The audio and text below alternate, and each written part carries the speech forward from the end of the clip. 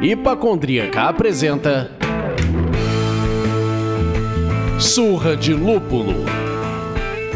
Oi pessoal, bom dia, boa tarde, boa noite, eu sou Ludmilla, mais conhecida no Instagram como Hipacondríaca, e no programa de hoje, meus amigos, nós vamos falar de cerveja na periferia.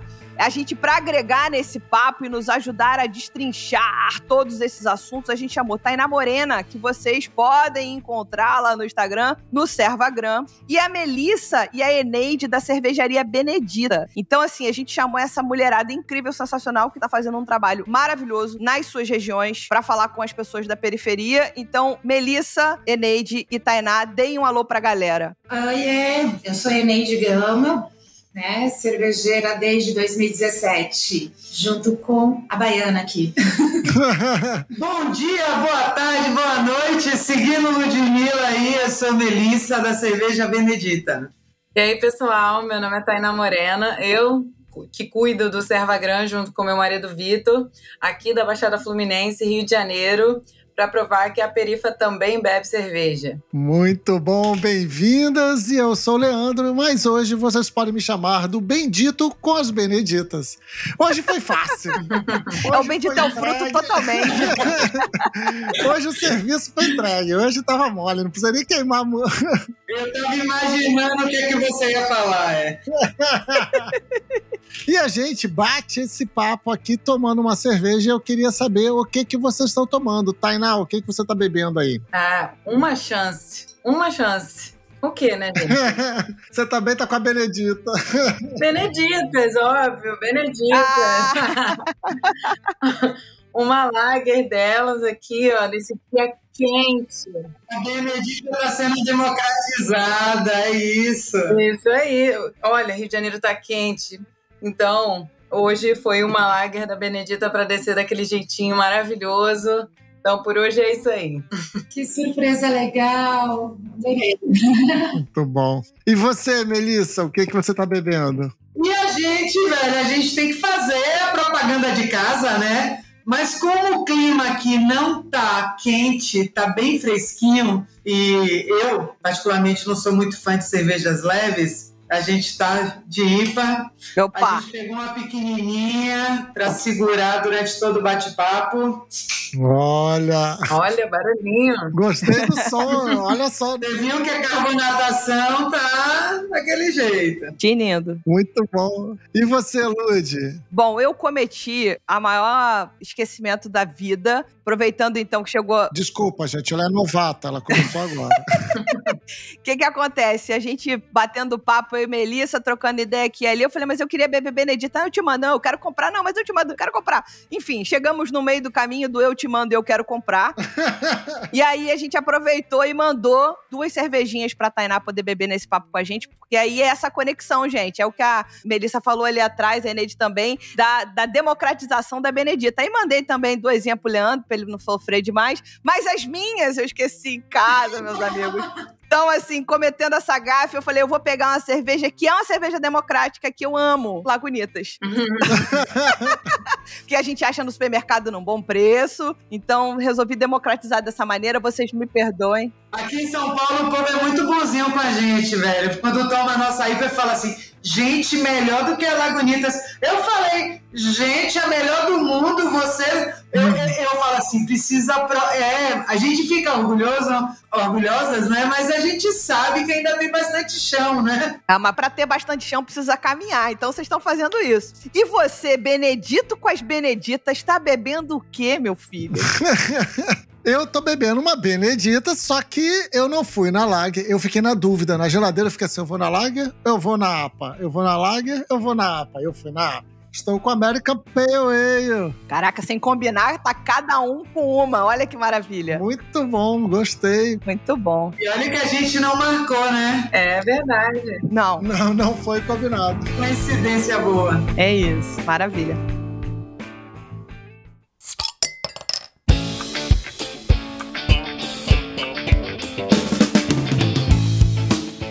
A gente já vai começar o programa agradecendo. Então, quem a gente vai agradecer de cara? Os nossos apoiadores. Então, a gente vai ler aqui a relação dos nossos apoiadores tão queridos, tão maravilhosos, que mantêm esse programa de pé. Vamos lá, Gleison Silveira, Eduardo Sena, Paulo Oliveira, Marcelo Leal, Luiz Heraldo, Cláudio Bozani, Guilherme Castro, Alex Rodrigues, Flávio Bossada, Débora Lenen, Bruno Silva, Kaique Bossi, João de Deus, Bia Morim, Bricolares, Diego Simão, Michel Souza e Débora Severo. Quer se tornar um apoiador do Surra de Lúpulo e nos ajudar a manter a casa em ordem e o programa no ar? Acesse o site apoia.se/Surra de Lúpulo e escolha o apoio que cabe no seu bolso. Perfeito. Obrigado, gente. É isso. Então, gente, a gente falou ali em cima, rapidamente, que a gente ia falar sobre cerveja na periferia. E aí, por que a gente escolheu esse tema? Cerveja, historicamente, significa reunião, comunhão, amizade, né? Pelo menos pra mim. Se eu estiver falando uma besteira, por favor, taquem-me pedras depois. Mas se a gente for analisar o desenho do mercado cervejeiro artesanal no nosso país, que também não é um reflexo apenas do Brasil, mas enfim, a gente tá falando aqui, a gente pode dizer, sem medo de errar, que ele é menos abrangente e inclusivo do que a gente gostaria. Então, a gente buscou o reforço dessas mulheres incríveis que já se apresentaram ali, pra gente conhecer um pouco mais dessa realidade e o que a gente pode fazer pra mudar isso de alguma forma e muito mais. Então, Leandro, você pegue esta pemba e dê continuidade a este papo, por favor. Então, eu acho que pra começar essa conversa, a gente precisa saber qual é, na percepção de vocês, a realidade do consumo de cerveja artesanal nas periferias. Como está isso que a gente explora tanto aqui quando a gente fala sempre da região, né? Como é que tá o mercado aí e tal? E nas periferias?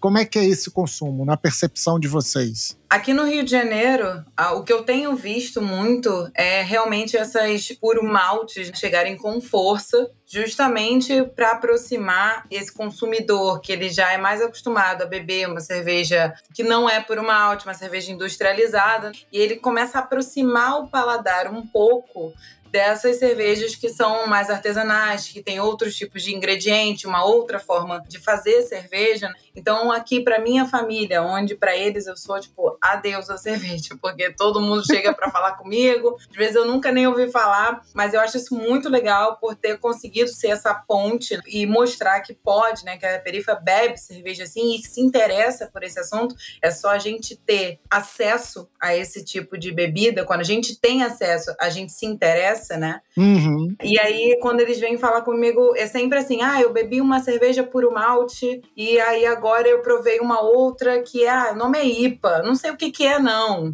E aí a gente começa a introduzir, eu falo, olha, é um pouco mais amarga, mas enfim, o que eu acho, que eu tenho visto é que realmente, pensando no sistema capitalista, realmente pensando no produzir, no ganhar dinheiro, sim, mas as cervejas premiums, elas têm aproximado, sim, a periferia aqui, pelo menos onde a gente mora, na Baixada Fluminense, aqui na minha região, das cervejas artesanais. O que afasta é a distância no acesso. Aqui, por exemplo, em Duque de Caxias, não tem um lugar onde você possa comprar uma cerveja artesanal com variedade. No máximo que você tem são esses hipermercados. E aí tem aquele monopólio ali das pessoas, dos lugares onde eles compram. Não é um lugar, né, uma loja onde você tem vários estilos e várias marcas por estilo. E também, às vezes, não entregam aqui, ou a taxa é muito alta quando a gente fala de e-commerce. Então, isso é muito mais complicado. Muita gente entrega no Rio, mas é Rio cidade do Rio. E não Rio periferia do Rio, que é Baixada Fluminense, todo esse pessoal que mora mais pra cá. Então, isso dificulta.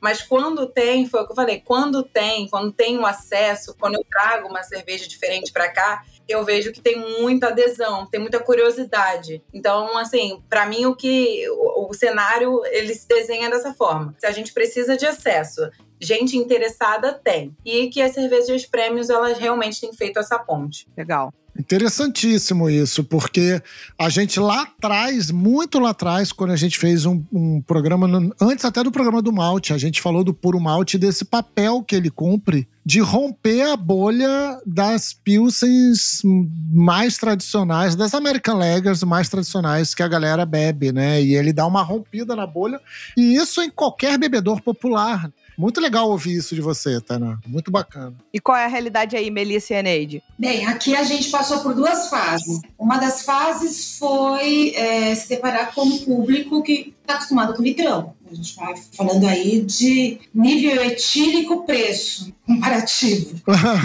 O custo-benefício é o estar etilizado. E a gente teve bastante dificuldade, a gente trabalhou muito a periferia, a gente fez nosso lançamento em bares periféricos tradicionais aqui da Zona Sul, Campolim, Papão, a gente fazia degustação. Tinha um fato muito engraçado que ou as pessoas nunca tinham ouvido falar e achavam a cerveja muito amarga, ou achavam a cerveja muito forte, ou o cara, tipo, 11 entre 10 degustadores eram sommeliers, né? A gente ainda não tinha conseguido fazer alguns cursos lá em 2017, né? A gente ainda estava descobrindo a cerveja artesanal. A gente já consumia há algum tempo, mas a gente estava descobrindo também esse espaço. E foi assim, muitas vezes acho que porque a gente era mulher, porque a gente estava ali meio que fazendo essa roda, tipo, mulher não entende de cerveja, a cerveja artesanal todo mundo entendia, e aí as pessoas sentiam gostos que nunca tinham, tipo, elas tinham ouvido, então elas tomavam uma APA e falavam, tem casca de laranja, semente de coentro?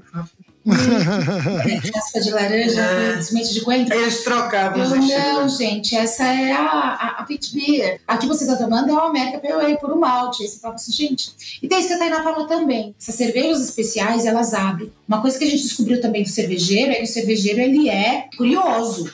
Ele não é fiel, de jeito nenhum. Ele é infiel total. Ele pode ter uma preferida, mas você pode ver que ele vai experimentando. Vai experimentando.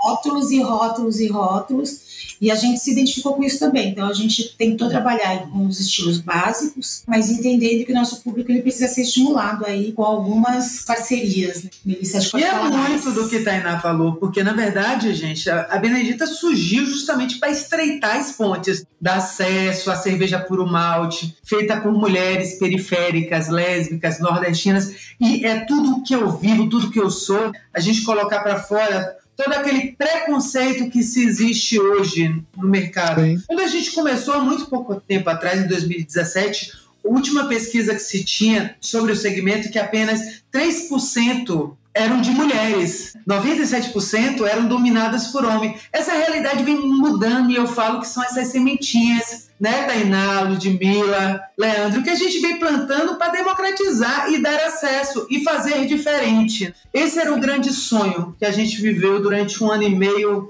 a duras penas, assim. A gente idealizou viver só de venda e de bares periféricos, eventos periféricos, mas eu falo, o problema é muito maior, né? Eu falo que para você gostar, para você tomar, para você ter acesso, é mudança de hábito, gente.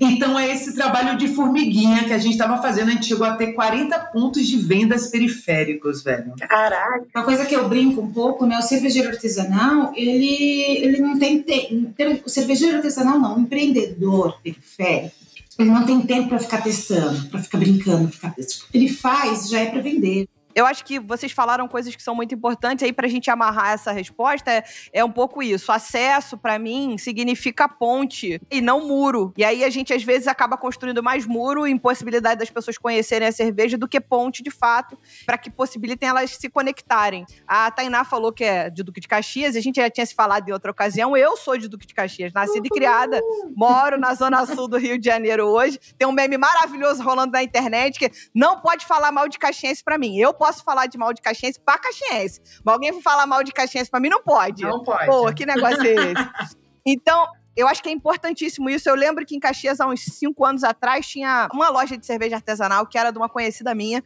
que já fechou, que era o Velho alguma coisa. O Velho Mestre, eu amava, gente. Velho Mestre, exatamente. Ai, gente, exatamente. Eu trabalhei com eles também, com a Camila e com o Carlos, do Velho Mestre. Legal, exato. E era incrível, era uma experiência totalmente diferente para a Baixada Fluminense, para aqui, para Caxias. E, infelizmente, não deu continuidade, mas quem sabe. Mas era incrível. Isso. E que era essa história da educação cervejeira, que tinha essa pegada da educação cervejeira. Eles entendiam que o mercado não estava pronto para eles só abrirem uma loja de cerveja artesanal e pronto, acabou. E aí, como os pais da Camila, da Carolina, eu esqueci o nome da terceira irmã. Isso, Carmélia. Eles eram professores e tem essa origem professoral de ensinar e etc. E aí eles montaram pequenas salas de aula, não era uma coisa parecida com isso? Isso, eles ensinavam. Enfim, é uma experiência incrível que o mercado mói a gente. Se se não rodar, se não fizer dinheiro, o mercado moe a gente com arroz e feijão, e elas acabaram fechando. Então é importante que tenham esses polos, como a Tainá aí, e como a Eneide e a Melissa, de estarem construindo essas pontes para que a gente não pare de continuar propagando esse conteúdo. Agora, assim, a cerveja artesanal, da maneira que a gente encontra hoje, vocês acreditam que ela reforça as diferenças? Ao invés dela criar essas pontes, do jeito que o ensino é transmitido, o comportamento, ela reforça as diferenças e as discrepâncias? Ou você acha que ela agrega? Vamos começar, então, aqui com a Eneide e com a Melissa, pra gente poder entender o que elas pensam sobre isso. Tá. Acho que para isso eu volto um pouquinho mais, trazer um pouco da nossa carreira aí. Tipo, a gente encontrou na cerveja uma forma de externalizar um meio de estudo que a gente conhece, que a gente gosta, que a gente acompanha minimamente, que é a economia solidária. Então, a economia solidária, ela traz esse preceito justamente de democratização, de comércio justo, de transparência e de dar acesso aí para todos, para determinados luxos, que é o orgânico, que é acesso à educação inclusiva, que é acesso a uma saúde, uma alimentação saudável. E a cerveja, ela entra um pouco aí nesse grupo. Poderia ser qualquer coisa. Tem gente que faz sabonete artesanal, tem gente que faz cozinha orgânica, marmita e tal, mas é a forma de comercializar. Então, essa política, esse meio de economia, ele traz em si esse conceito de democratização, de incluir. E a gente, nesse sentido, a gente tem feito isso, sim, tem incluído, sim, a galera. A gente ainda ouve que, porque é muito caro, é que a pessoa não conhece. A pessoa compra cerveja artesanal achando que está comprando uma cerveja convencional, e acha que, tipo, se eu pago R$2,50 numa lata, por que eu vou pagar 17, né? E aí, sim, a gente tem que explicar toda essa questão. A gente faz questão de deixar claro até a gente tem transparência, né, na prestação de contas, de mostrar os nossos custos. A gente não tem vergonha disso, a gente não tem problema com isso. Trabalhar com estudo de viabilidade econômica, trabalhar com plano de negócios é um princípio, né, que a gente precisa fazer. Então, um dos trabalhos também tem sido esse, de mostrar que a cerveja artesanal é um outro produto. A gente não está falando de uma cerveja convencional que você... Fui pro Rio e tomei. Eu quase apanhei quando eu pedi uma escola, pode falar? Eu quase apanhei quando eu pedi. Eu tive que tomar Brahma. Para paulista, isso é um absurdo, gente. Vocês não têm ideia, né? Na beira da lagoa, lá em Campos de Goytacazes, eu fui visitar minha filha tem 15 dias. E aí eu falei, gente, como assim? Eu não vou tomar Brahma. A paulista odeia Brahma. Aí eu, tipo, era o que tinha. Aí, não, você não pode, você tem que tomar Brahma. Eu falei, tá bom, vou tomar Brahma. Mas, tipo, é outra coisa. É uma coisa, é uma cerveja convencional. A Melissa, ela meio que, ela renega que já tomou muito hypado. Não é que renego. Eu falo que eu sou hoje uma outra pessoa e eu falo até com qualidade de vida. Hoje eu bebo muito menos. O universo cervejeiro me ensinou a beber. Isso é total verdade. Participei de um evento da Heineken, acho que tem uns 2 meses, que foi justamente para falar disso. E hoje eu falo que a cerveja Benedita me trouxe qualidade de vida, o empreendimento me trouxe qualidade de vida. Mas assim, resumindo, é inclusivo, sim. É inclusivo, a gente consegue conversar melhor. Nossa cerveja está embasada de conceitos, nossa cerveja está alimentada com um conto, nossa cerveja está alimentada com a nossa representatividade. Sim, eu entendo o que você está falando. A minha dúvida é assim, se o formato como a cerveja artesanal, geral, não a Benedita, se apresenta para o mercado, inclusive o periférico, se ele é excludente. Completamente excludente, não. Olhando sim, essa vista, é completamente excludente. Inclusive, esse é o nosso diferencial com a Benedita. Sim. E, Tainá, o que você enxerga daí? Como é que tá pra você isso aí? Pra mim, e olhando também todas as pesquisas que saem em relação ao Brasil, é totalmente excludente. A gente consegue ver isso em qualquer evento de cerveja que a gente vá, em qualquer bar que venda cerveja artesanal que a gente vá, em sua maioria. O mercado, ele é totalmente machista. Existem células como a Benedita, como a Implicantes, enfim, células pelo Brasil que estão se unindo para tentar formar pontes com pessoas marginalizadas de todos os tipos, sejam periféricas, sejam mulheres, sejam os negros, LGBTQIA+, enfim, todos esses grupos marginalizados de uma forma geral que também são marginalizados dentro da cerveja artesanal. Dentro desse universo. Eu não vejo, assim, discordando muito respeitosamente com a Neide, eu não vejo a cerveja artesanal como algo fora da cerveja. Eu acho que tudo é cerveja. Até a gente, no perfil do Servagram, na bio do Instagram, a perifa também bebe cerveja, aí do lado tem um artesanal cortado. Sim. Porque, quer dizer, a gente bebe cerveja. Então, ali você vai ver eu bebendo local e você vai ver eu bebendo cerveja importada. Então, a gente bebe de tudo. E eu não posso excluir o que eu cresci, né? Cresci não, né? Mas cresci vendo e depois que tive idade, comecei a beber. Eu até hoje eu bebo Brahma, eu bebo Skol, enfim, eu bebo tudo isso. Mas a gente passa por assuntos que permeiam outros problemas da sociedade brasileira. Quando a gente fala em acessibilidade, é justamente o preço. Realmente, uma cerveja é R$2,50, outra por uma lager é R$18. O que a gente não entende, a gente como um consumidor que normalmente bebe cerveja industrializada, né? É o processo que leva, os ingredientes e tudo aquilo, porque a gente não está acostumado a ter esse tipo de produto dentro do nosso menu, dentro da nossa casa. E eu acho isso uma discrepância muito curiosa, porque o artesanal, na verdade, ele é o popular. Eles são as pessoas que estão fazendo, e não indústrias. Genial. E isso cada vez está mais distante do nosso dia a dia. Então, eu acho essa ambiguidade de ser feito por nós e muito longe de nós é onde a gente tem que dar uma olhada para juntar essas pessoas. Poxa, tem uma cervejaria de mulheres nordestinas que estão fazendo cerveja e inaugurando seus rótulos em bares periféricos.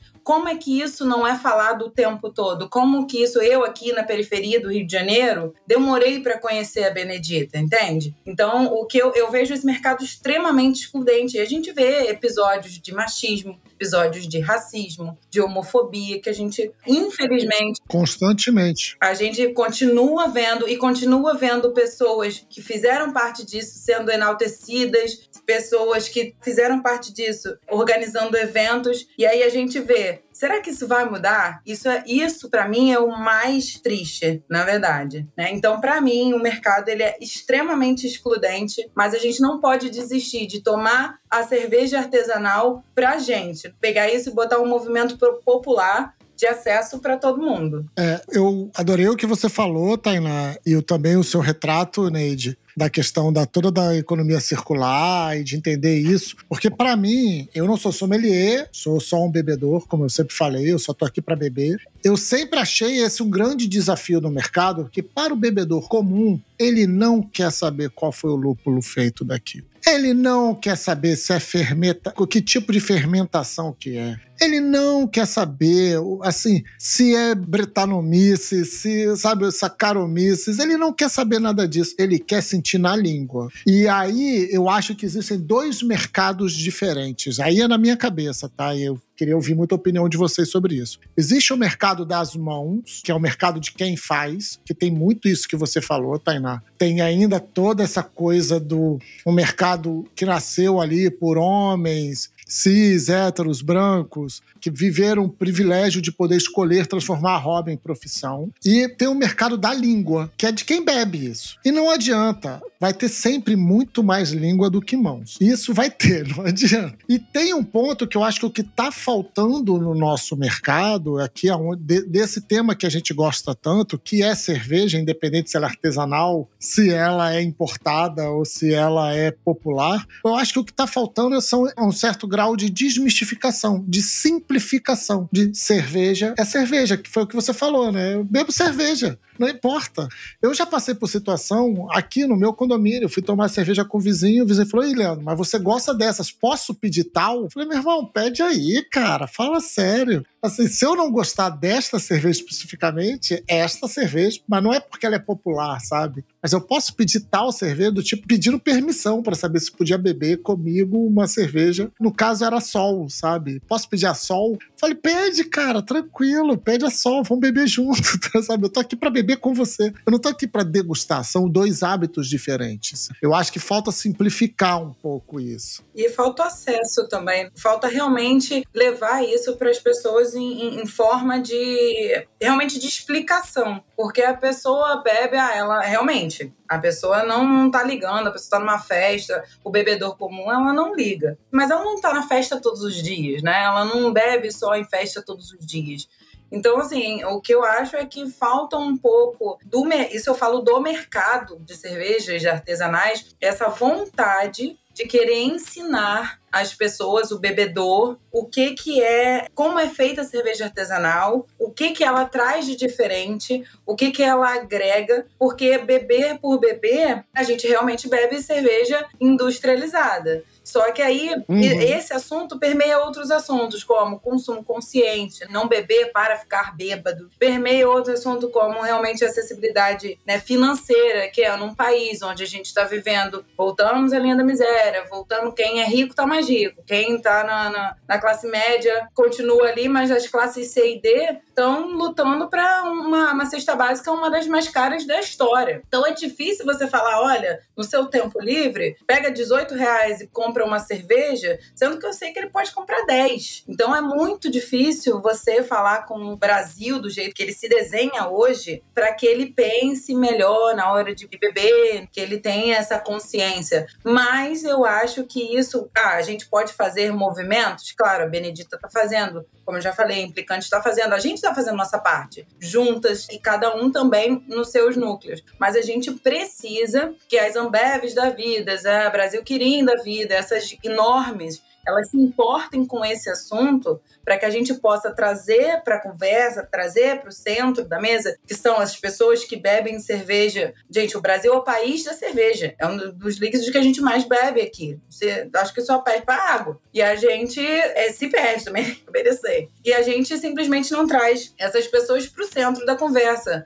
Recentemente, teve o lúpulo brasileiro, que a Colorado está trazendo, eu achei fantástico. Eu acho que já passou da época da gente ter nosso estilo, nossas cervejas, nossos ingredientes, não ficar importando tanto, justamente até para baratear o preço. E eu, sinceramente, não senti que abaixou tanto o preço assim para ser competitivo, vamos dizer. Isso é minha opinião, minha, Tainá. Então, assim, o que está faltando é realmente desmistificar, sim, mas ensinar essa galera vinda de grandes nomes que podem arriscar. Muito do que a Neide falou. A gente que é empreendedor, que vem da periferia, a gente está com capital assim, ó, no limite. A gente já arrisca devendo. Essa galera ganha muito, muito dinheiro, gente. Eles têm totalmente a estrutura e o capital para querer incluir, para querer aumentar o famoso market share. E eles não fazem, sinceramente, porque eu não vejo a vontade de tornar a cerveja artesanal menos elitizada. Eu acho que eles continuam buscando a mesma elite, conversando com a mesma elite. E isso, para mim, é o que mais me pega, me incomoda. E tem muita relação. Eu falo que é o gerar atratividade, Tainá. Na verdade, o que despertou interesse em a gente conhecer esse mundo, que eu falo é o mundo mágico da cerveja, foi uma oportunidade de negócio. Foi uma oficina bacana que a gente teve a oportunidade de fazer, de uma cerveja boa que a gente já fez desde primeira. E isso é doido, porque foi... E eu falo, a gente está provando cervejas especiais, de fato, a partir do segundo semestre de 2020, que foi quando a gente está sendo convidada para alguns eventos, para uma confraria da vida, onde a gente está tendo acesso. A gente aprovou um projeto agora que eu estou tendo aula com uma mestre de cervejeira, uma mestre em estilos, uma aula particular, onde eu estou provando escolas, cervejas especiais, entendendo por que eu não sentia aquilo, que eu não tinha uma memória afetiva, porque eu não conhecia aquele produto, porque nunca passou por minha mesa, e provando pimentas diferentes. E eu falo, é um mundo mágico, encantador, e que é um trabalho de formiguinha, Tainá, que a gente tem que fazer, porque eu falo hoje, toda cerveja que eu entrego na periferia é como se fossem 1000. E aí é isso. A gente está aí lutando contra o mercado e essa institucionalização de tudo. Assim, concordo com você plenamente, Tainá. Eu sou cervejeira, eu tomo todas também, não renego,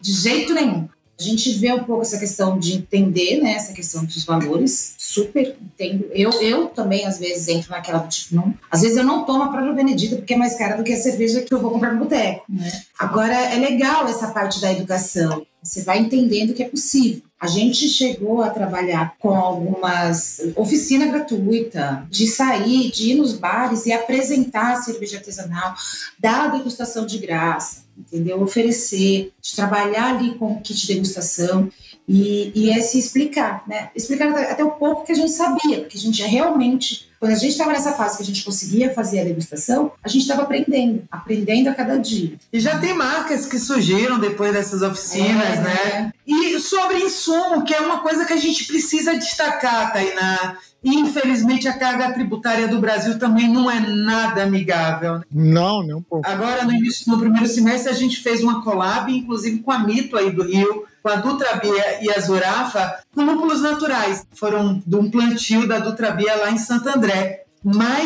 E estão surgindo milhares, inclusive plantios de mulheres aqui em Sorocaba, que vão vir nos visitar até o final do mês. Legal. Estão surgindo muitas coisas novas, mas os preços não são atrativos, gente. Hoje o malte, infelizmente, eu falando dos irmãos argentinos, sai mais barato pra gente do que o da agrária. Então, mas isso tem um motivo, gente. Assim, é só pra gente contextualizar sem defender, pelo amor de Deus. Eu sou aqui a rainha de ficar cuspindo no lúpulo pra poder ver se ele cresce mais rápido no nosso país. Eu queria muito que isso florescesse. Existe uma parcela gigante de pessoas que tá tentando fazer isso acontecer, tá conseguindo de alguma forma, mas o que a gente ouve dessas pessoas é que pra gente pensar em não suficiência, tá? Porque nem de malte a gente é autossuficiente, nem de cevada a gente é autossuficiente. Pra gente pensar em equiparar o que vem de fora com o que a gente produz aqui dentro, são 15 anos. Só que são 15 anos de muita pesquisa. Muita. Então, até depois dessa pesquisa toda acontecer, a gente comprovar por A mais B que a gente faz lúpulo e que colhe lúpulo todo ano, essa galera que botou esse dinheirão todo, gente, porque é isso, é o capitalismo. Vai precisar recuperar o dinheiro. Então, até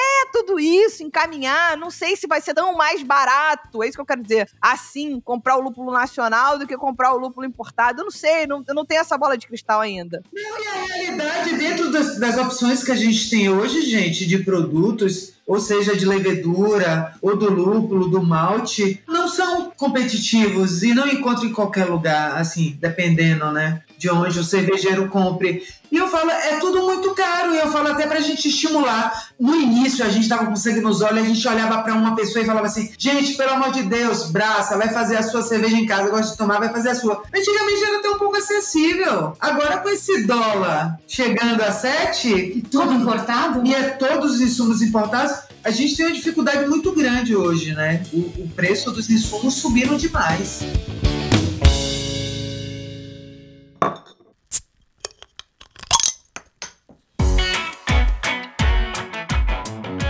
Mas eu queria pegar um gancho que vocês trouxeram para puxar um próximo tema, que é o seguinte. A Tainá comentou da experiência do bar em Duque de Caxias, da amiga da Luz e tal, para que fazia uma escola. Você agora, Melissa, acabou de falar do processo de educação dos bebedores. Eu tenho essa dúvida, eu tenho essa angústia, que é a educação, ela é o meio de acessar ou ela acaba atrapalhando um pouco, ela acaba tornando o tema um pouco hermético, sabe? Um pouco fechado, assim, aquele tema, putz, para poder beber isso tem que saber isso, tem que saber aquilo. O que vocês entendem sobre a educação cervejeira mesmo, para despertar curiosidade? Essa curiosidade que a gente tanto gosta, a gente que bebe, a gente é curioso, a gente gosta, a gente rompeu a barreira da Weissbier.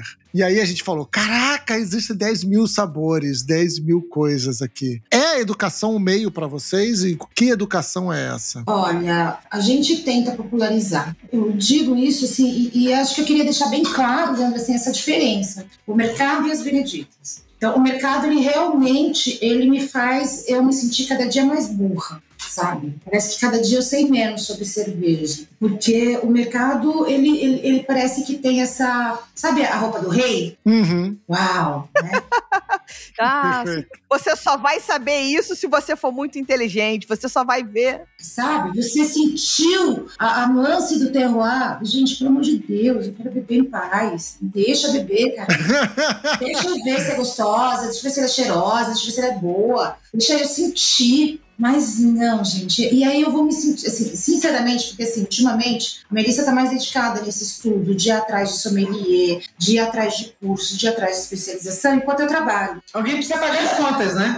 É isso aí. Então, assim, é aquela coisa. Eu sou fundadora, eu sou sócia e tal, mas eu também tenho um outro trabalho, né? E aí, sim, eu sou educadora também, né? Uhum. Eu sou pedreira, carapina, faço tudo. Então, como educadora, eu sempre tendo, e eu sou educadora popular, freiriana, então eu sempre tendo a simplificar, a deixar as coisas mais lúdicas, a deixar... A Melissa fica brava comigo porque agora ela tá cheia de termos técnicos e eu ainda não cheguei lá. Então, assim, o básico a gente tentou popularizar, mas, assim, é um comportamento completamente diferente do mercado. O mercado me faz me sentir desconhecedora. Às vezes eu tenho dificuldade de conversar porque eu estou um pouco desatualizada e tal, então isso acontece. E é isso. O mercado me faz sentir uma coisa e a gente tentou popularizar o máximo que a gente pôde.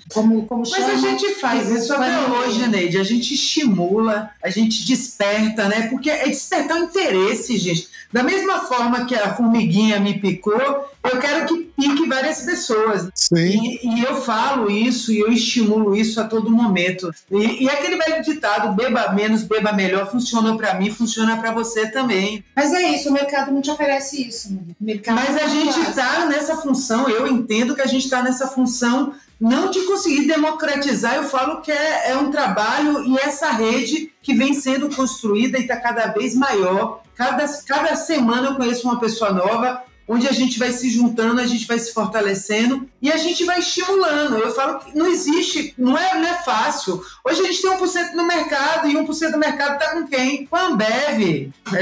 A gente precisa... 2,7% do mercado. Desses, 2% é cervejeiro artesanal. Os 2,5%. Só é muito. É cervejeiro artesanal. Para o PIB, né? É muita coisa. Eu concordo com a Neide em relação a que o mercado faz a gente se sentir burro. E eu acho que é proposital. Esse é que é o negócio. É proposital. Não é acidental que o mercado faz a gente se sentir cada vez mais o estrangeiro dentro daquele universo. Dentro das suas confrarias e, enfim, e grupinhos de cerveja que se conectam e a gente cada vez fica mais... O quê? O que está acontecendo? E aí a gente vai, gasta fortuna numa cerveja, bebe em casa e aí a gente parece que não consegue sentir toda aquela experiência. E isso pra mim, que tenho como pegar e ir lá no site, comprar ou sair daqui da minha cidade para uma outra cidade, comprar cerveja e voltar para casa. Imagina para uma pessoa que está querendo conhecer a cerveja. Mas voltando para o que o Leandro falou, eu acho que essa coisa de será que vai ficar muito chato? Pô, só quero beber. Não quero ficar, tendo que ir pra escola pra poder aí eu beber. Mas é porque quem começou a beber cerveja artesanal, e agora linkando o que a Melissa falou, quem começou a beber não começou assim, eu vou aprender a beber cerveja artesanal. Ela sentou e estudou. Não. Ela foi se abrindo aos poucos, aquele universo. Né? Foi, às vezes, bebendo algo que era diferente, mas um pouco similar ao paladar. E é nessa descoberta, essa escada de descoberta, é onde a gente inclui os nossos momentos didáticos de ensinar o que é uma fermentação, quais são as diferenças de lúpulo, enfim, uma cerveja mais amarga. Enfim, é nessa escada do conhecimento que a gente não para mais. Cada vez a gente descobre novos insumos, novas formas de fazer, enfim. Então, eu acho que a educação, ela tem que estar, ela precisa estar, só que ela não é uma forma de beber. Ela é uma ferramenta que é usada para que a gente consiga construir as tais pontes que a gente vem falando aqui, para que mais pessoas tenham acesso. Aí sim. Só que não é aquela educação que você vai sentar na cadeira e vai estudar beber cerveja. Claro, se você quiser ser um sommelier, um mestre em estilo, você vai buscar ir para esses cursos, mas ela tem que ser lúdica. As meninas aqui da Benedita falaram que elas vão nos bares e elas faziam degustação de graça. É isso que precisa. Porque, gente, a gente imagina você sentado num bar e aí chega alguém te oferecendo cerveja diferente de graça. Você vai aceitar, entendeu? 5. Quero 5. Mas eu falo, tem quantos estilos? Porque eu quero 2 de cada. Pra ter certeza. Então, assim, é esse tipo de educação. Aí uma coisa que a Neide falou, tem gente que fica tentando descobrir o que tem. Eu tive uma Kombi que vendia cerveja artesanal também, que eu não fazia cerveja, mas eu comprava das empresas e revendia. E as pessoas eram assim mesmo. Elas, isso aqui tem não sei o quê. E aí o nosso vácuo pra gente tentar puxar a curiosidade, aquilo realmente se transformar em interesse e a pessoa vê que, vale a pena eu botar aqui um dinheiro a mais e beber melhor. O drinkability de uma Red Ale não é o mesmo de uma Lager, né? Super leve, ela não vai beber da mesma forma. E aí a gente tentar explicar isso e a pessoa começar a entender. Talvez não seja ali na hora, mas aquilo fique na cabeça dela e ela busque entender. Então, o que eu vejo como educação é isso, é uma forma da gente conseguir pegar essas pessoas que não conhecem, né, e despertar esse interesse. Só que essa educação, ela, mais uma vez, eu vou me repetir porque é a tecla que eu sempre bato. Ela tem que vir das grandes, porque são elas que detêm a maior parcela do mercado, porque elas fazem processos caríssimos, absurdos, e se todas as cervejarias registradas no mapa, né,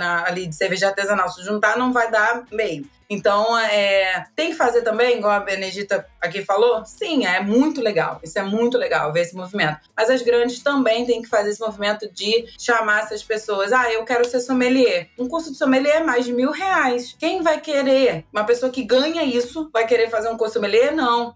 Precisa de bolsas de estudo, precisa levar essa galera que consome também para a parte que produz. E isso também faz toda a diferença. A população que costuma beber cerveja, ela não é mestre cervejeira. Ela tá limpando o chão da fábrica, entendeu? E aí, essa galera bebe a cerveja que tá sendo feita lá nos tanques? Não tá. Então, a gente precisa de ensinar e tornar, mais uma vez, acessível. Eu vou por aí. E a educação é a ferramenta. Legal. O papo tá quente, né? E se você tá curtindo o programa, gosta do conteúdo que a gente produz por aqui, seja um mecenas do Surra de Lúpulo. É um ataque de oportunidade aqui agora. Acesse o site apoia-se/Surra de Lúpulo e escolha a faixa de apoio que cabe no seu bolso. Nossos apoiadores ganham diversas contrapartidas, grupo secreto, copos, happy hour, conteúdo extra e muito mais. Então, apoia nós! Então, a gente acha que pra gente ir caminhando pro final do nosso papo, a gente fez uma pesquisa esse ano, que aliás é o segundo ano da nossa pesquisa, que é o Retrato dos Consumidores de Cerveja 2021. Fizemos o do ano passado e esse ano é o segundo ano da pesquisa, que a gente tem uma equipe multidisciplinar com Silene Saurin, Eduardo Sena, Daniel Souza, economista, comentarista da Globo News. E aí a gente trouxe só um recortinho, mas muito pequenininho, porque a gente ainda tá avaliando os dados, analisando os dados. E o recorte pequeno fala que o consumidor de cerveja é homem, ele é branco, ele é heterossexual, na faixa de 36 a 45 anos, com superior completo, funcionário CLT e mora na capital. Tudo diferente da onde a gente tá agora. Uau! Eu estou perplexa. Mas vamos lá. O que eu posso dizer aqui, ainda sem as análises completas, é que a gente vai trazer outras representações. Eu só tô trazendo aquela do tipo assim, se a gente fosse fazer um retrato falado, seria esse. Nosso papel aqui, hoje, é conhecer esse retrato falado para trabalhá-lo da maneira que a gente conseguir. Seja eu fazendo podcast, seja a Tainá fazendo as coisas que ela faz no Servagram, as Beneditas fazendo o que fazem por aí e outras iniciativas, porque a gente vai falar sobre isso agora. Eu queria que vocês puxassem pela memória aí iniciativas parecidas, seja com educação, seja de cerveja acessível, seja de cerveja periférica, cerveja LGBTQIA+, pra gente trazer aqui pro nosso ouvinte conhecer essas iniciativas e poder procurar e difundir. Porque eu acho que tão importante quando, por exemplo, me mandaram umas 4 matérias sobre a Benedita, vocês acreditam? E eu não tinha falado com vocês ainda. Meu irmão, que não bebe cerveja artesanal, aquela praga, casa de ferreiro, espeto de pau, me mandou matéria de vocês. E aí é de tudo que é lugar. E aí, enfim, então a gente precisa difundir esse conteúdo. Eu aqui, como produtora de conteúdo no Hipacondríaca e aqui no Surra de Lúpulo, tenho esse compromisso. Então, se vocês tiverem aí na cabeça fresco iniciativas que vocês sabem que estão rolando de diversidade, não precisa ser só periférica. O que vocês teriam pra contar pra gente sobre isso? Tem vários. Tem a Queer Beer, tem as mulheres cervejeiras de São Gonçalo. Tem as sapatistas, tem algumas que a gente só conhece de ouvir, de acompanhar no Insta, né? Tem a Dutra Beer, que é parceiraço aqui. Que tem vários rótulos lindos, de luta. Legal. O Grajabi, Leandro do Grajabi aqui tem um trabalho, um impacto muito forte na periferia do Grajaú, aqui da Zona Sul. Maravilhoso. Parceiro que a gente começou junto também, a Cerveja da Roça. Legal. Assim, ele faz no meio do sítio dele, é uma guerra, assim, sabe? Tem esses meninos da Trama. Legal. Tem a Mito, que vocês... Tem os meninos do Buscapé. Aqui as cervejas são periféricas, né? Tem a Marada, o Polovski. Eu conheço, assim, a Sapatista, como falou, a Macuco também, que também são mulheres lésbicas.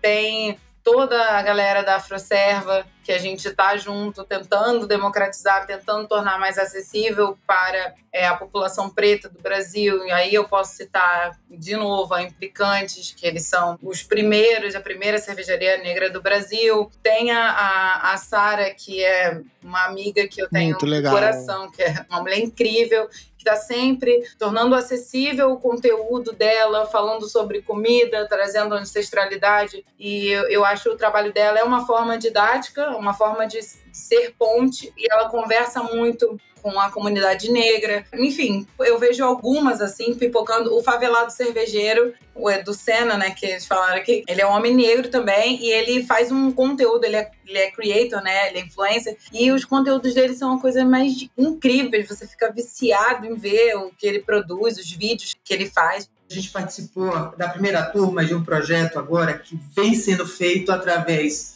do Instituto da Cerveja, da Heineken, do Grajabier, que é um curso básico de cerveja voltado, é claro, o pensamento deles que é serviços, mas é um curso completo, bom e que está dando acesso, está gerando acesso. Eu só quero fazer uma menção que eu esqueci, que eu preciso falar, que é a do Torneiras Bar, que é um bar em São Paulo, onde a maioria dos garçons, enfim, de toda a equipe, são pessoas trans. Então, assim, eu acho incrível. Legal. Cara, que demais. Maravilha, gente. A gente tinha até separado alguns movimentos, mas vocês falaram de coisas tão importantes. Eu só queria citar um aqui, que eu acho que é crucial trazer, que é o Pretas Cervejeiras, que é aqui do Rio de Janeiro, as meninas. Sim! Como é que eu esqueci da Preta? E elas estão enchendo o copo das pessoas com conhecimento, né? Dando esse acesso ao conhecimento, falando, vem aqui beber com a gente o que vocês quiserem beber, seja artesanal, seja mainstream. E elas estão conseguindo fazer muito mais pelo mercado do que muito creator, do que muito influenciador digital. Eu acho que essa era a menção honrosa a fazer sobre esse assunto especificamente. Então eu queria agradecer demais a presença da Tainá, da Melissa, da Eneide, compartilhar esse conhecimento com a gente, falar pra gente tudo que vocês dividiram aqui com a gente. Então muito obrigada a vocês três por esse tempo aqui conosco. Agradeço imensamente essa oportunidade. Esses dias perguntaram, né? Você já deu entrevista para quem? Não sei o quê. Aí a gente foi falando de alguns, sim. Surra de Lúpulo já falou com vocês? Eu falei assim, a gente está marcada. Opa, que beleza, que beleza. Na lista, chegamos. A gente tem um date. E que a cerveja chegue a todos esses cantinhos do país. Claro, com certeza. Eu agradeço também, agradeço muito esse convite. Fico muito feliz, já ouvia o Surra de Lúpulo antes, já ouvi alguns episódios e sempre é muito divertido, às vezes muito sério, mas quando tem que ser também muito didático. E aí eu fico muito feliz de estar aqui do lado de cá, já tô assim louca para ouvir, mandar pra família. E eu queria fazer uma menção também honrosa, se me permite, porque muitas pessoas abriram as portas para eu estar aqui hoje falando de cerveja, trabalhando, eu trabalho com marketing digital e trabalho com cervejarias, né? Marketing digital para cervejarias. E uma dessas pessoas foi a Érica Barbosa, do marketing cervejeiro. Uhum. Ela abriu as portas para mim, ela foi a primeira a acreditar em mim. Eu fiz o curso dela e ela já me puxou para trabalhar com ela, já me indicou para várias pessoas que chegavam nela, claro. E eu queria dizer que ela foi uma mulher que abriu portas, sabe? Abriu portas para outras mulheres. E eu acho isso de uma grandeza que ela tinha, sabe? Então eu precisava falar dela, saudar ela, porque ela foi uma grande, grande mulher. Dito isso, eu tô muito feliz, gente. Muito feliz de estar aqui. Espero que as pessoas entendam que para a cerveja chegar na periferia, chegar em outros lugares, porque foi o que elas falaram aqui agora. A gente falou muito do eixo Rio-São Paulo, onde estão a maioria das cervejarias. Então, sim, de certa forma, nós somos privilegiados, porque se você falar das regiões norte, nordeste do Brasil, é tudo muito mais caro para chegar, a logística é absurda. Então, né, que isso seja espalhado, que a gente crie muito mais pontes, menos muros e que a gente consiga cobrar das grandes para que esse futuro não seja tão longe assim. Legal. E aí, gente, pra gente encaminhar pro finalzíssimo do nosso programa, vamos aumentar a podosfera do Surra de Lúpulo? como é que eu faço isso? Pega o link desse episódio, manda pra um amigo que gosta de cerveja artesanal. Se ele não gosta, ajuda o cara a gostar. Nos ouça no Spotify, Google Podcast, Apple Podcast, Deezer e outras plataformas de streaming. Gosta do conteúdo que a gente produz? Faz um review nosso na plataforma preferida. E galera, se você tiver uma dica, a gente ama sugestão de pauta. Pode ser sugestão de pauta, pode ser crítica, o que for. O que você tiver, manda pra gente, que a gente adora. Ah, mas como é que você pode mandar isso? Pelo nosso Instagram, @surradelúpulo ou @hipacondríaca, esse que é mantido ali pela Lud. E quer ler sobre o conteúdo desse programa ou qualquer outro? Acesse www.hipacondriaca.com.br. Todos os episódios estão lá, resumidos para você ler. Eu queria agradecer muito a aula que vocês me deram. Eu adorei esse bate-papo, adorei ver pela perspectiva dos olhos de vocês. Agradeço demais. Muito obrigado. A gente fica por aqui, mas só para quem não é mecenas do Surra de Lúpulo. Porque quem for mecenas recebe a perguntinha a mais, que esse papo vai continuar mais um pouco. Sinto muito pra você. Pra resolver, apoia.se/surra de lúpulo, tá? Beijo no coração do Sérgio. Valeu!